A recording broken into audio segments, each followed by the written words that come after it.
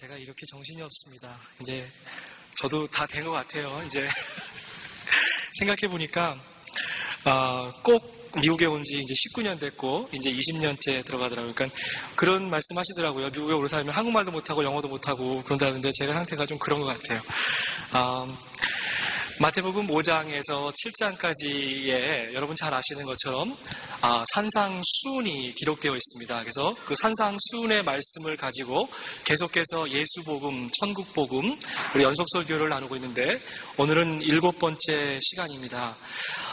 마태를 기록한 저자는 아마 그랬던 것 같아요. 우리는 흔히 산상수훈하면 팔복이 중심일 거다. 그래서 이제 팔복부터 시작했다라고 생각을 하는데 사실 그 저자가 그 주기도문을 어디에 배치했는가를 보면 산상수훈의 가장 중심부에 6장 중에서도 가장 가운데에 배치했습니다. 이것을 볼 때 마태를 쓴 저자가 아마 그 주기도문의 위치를 가장 강조하고 싶었다라는 생각이 듭니다. 복음서에는 여러분들이 다 잘 아시는 것처럼 주기도문이 두 가지 다른 버전으로 나옵니다. 어디에 나오죠? 우리 뉴스들 혹시 아나요? 마태복음 말고 또 어디에 주기도문이 나옵니까? 아는 분 있으세요? 누가복음, 그죠? 누가복음 11장에 나오죠. 근데 성서학자들이 생각하기에 마태복음보다는 사실 누가복음에 기록된 그 주기도문이 예수님께서 제자들에게 가르쳐 주었던 주기도문의 원형에 가깝지 않나 이렇게 생각합니다. 그 이유가 누가복음 11장 1절에 보면 이렇게 기록되어 있습니다. 예수께서 한 곳에서 이제 기도하시기를 마쳤어요. 그때 제자 중에 한 명이 주님께 다가갔습니다. 예수님, 요한의 제자들은 기도문이라는 것이 있는데 저희에게도 좀 기도문을 가르쳐 주셔서 저희가 기도하게 해주세요 라고 이렇게 얘기합니다. 세례 요한의 제자들이 기도를 아마 이렇게 유창하게 멋있게 기도문에 따라서 하는 거 보고 좀 셈이 났는지도 모르겠어요. 그래서 어떻게 기도하는지 가르쳐 주세요 라고 주님께 오늘 얘기하고 있습니다. 그런데 한번 집에 가서 한번 누가복음 본문을 쳐다보세요. 누가복음에 기록된 주님의 기도문은 정말로 심플하고 간단하기가 그지 없습니다. 형식과 절차를 쫓아서 송영이 있고 이렇게 해서 기도를 마치는 그러한 당시의 그 유대인들의 기도의 습관, 기도문에 따르면 정말 비교도 되지 않을 정도로 아주 간단한 기도문입니다. 그리고 오늘날에 보면 여러분 이렇게 보면 뭐 기도문 책이라는 것도 하나씩 갖고 계시고 또 인터넷에 보면 좋은 기도문들이 참 많이 있는데 그런 기도문들을 읽다 보면 정말 막 옥구슬이 굴러가는 것 같아요. 너무나 아름다운 그 미사 여구와 화려한 말들로 가득 차 있어서 하나님이 정말 좀 약간 느끼하다 이렇게 생각하실 정도로 그런 기도문들이 참 많이 있어요. 근데 그런 기도문에 비교해 보면 예수님이 가르쳐 주셨던 주님의 기도는 어쩌면 그렇게 굉장히 심플하고 간단할까 하는 생각을 해보았습니다. 누가복음 본문으로 살펴보면 그 안에는 딱 4가지의 간구, 4가지의 청원만이 들어있습니다. 첫 번째가 당신 나라, 하나님 나라가 임하게 하여 주십시오 라는 기도문이다. 그게 오늘 제가 나누려고 하는 말씀이고요.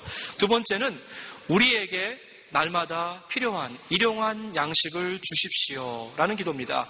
세 번째는 우리가 우리에게 죄 지은 자를 용서하여 준 것 같이 하나님 우리의 죄도 좀 용서해 주십시오 라는 기도입니다. 마지막으로 4번째 기도는 우리를 시험에 들지 하게 맞이하십시오 라는 기도입니다. 종합해서 보면 어떻게 되냐면요, 주기도문이란 것이 4가지의 간구인데 하나는 당신 간구예요. 하나님 나라, 하나님의 나라가 오게 해주십시오 라는 기도고 3가지 기도는 우리에 관한 기도입니다.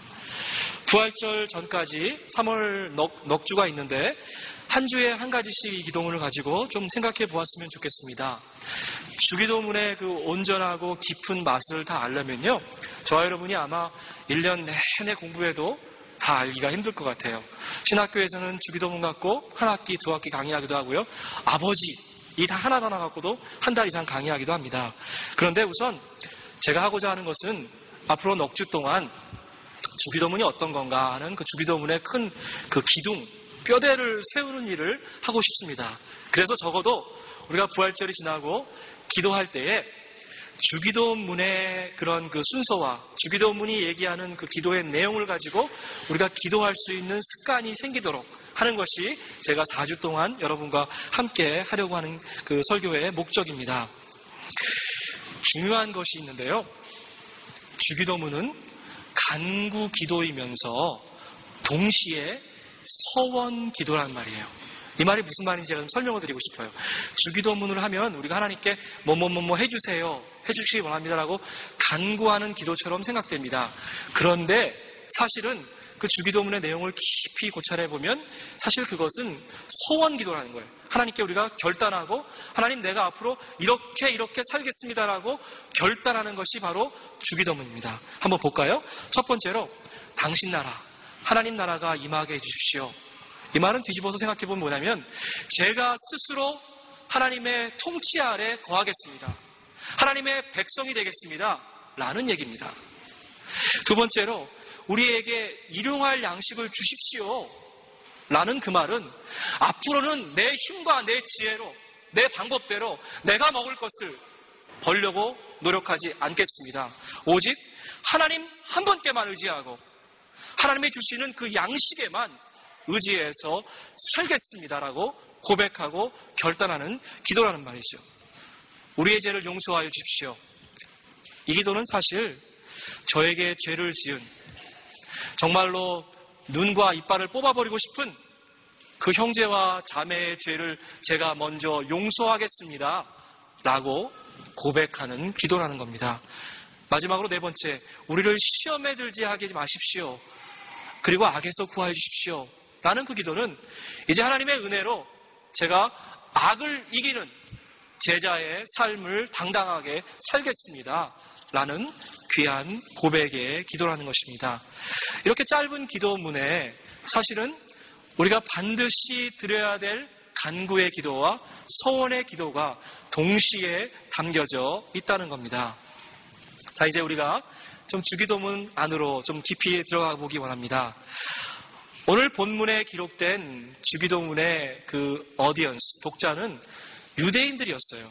그렇기 때문에 좀 더 복잡한 기도의 형식을 따라서 하늘에 계신 우리 아버지여 라고 이렇게 얘기합니다. 그러나 누가복음 11장 2절에 기록된 주기도문은 어떻게 시작하냐면 한 단어로 시작합니다.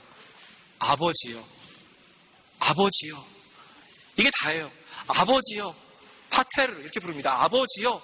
이렇게 부르는 거죠. 주기도문을 살펴볼 때 우리가 두 가지 중요한 것이 있는데 첫 번째로 중요한 것은 우리가 기도를 드리는 대상이 누구인지를 아는 것이 중요한 것입니다. 아까 제자반에서 우리 얘기를 나누다가 성공 형제가 이런 간증을 하더라고요. 일터에서 다짐을 했대요. 첫날부터 식사할 때 기도하는 것, 그리고 가서 기도하는 것을 하기로 했대요. 왜냐하면 하지 않으면 계속 안 하게 될 것 같아서 기도를 계속하고 이렇게 몇 년 했는데 그 같이 일하던 친구들이 물어보는 너 뭐 하는 거냐고 지금. 그래서 기도한다고. 기도는 누구한테 하냐고? 하나님한테 한다고. 맞습니다. 기도의 대상이 누구인지를 아는 것이 주기도문을 드리는 가장 중요한 목적이라는 것입니다. 아버지요. 아버지요. 우리가 기도를 드릴 때 누구에게 기도를 드리는 것인지 분명하게 아는 것이 가장 중요하다는 것입니다. 여러분, 기도는 자기 암시가 아니에요. 마인드 컨트롤이 아닙니다.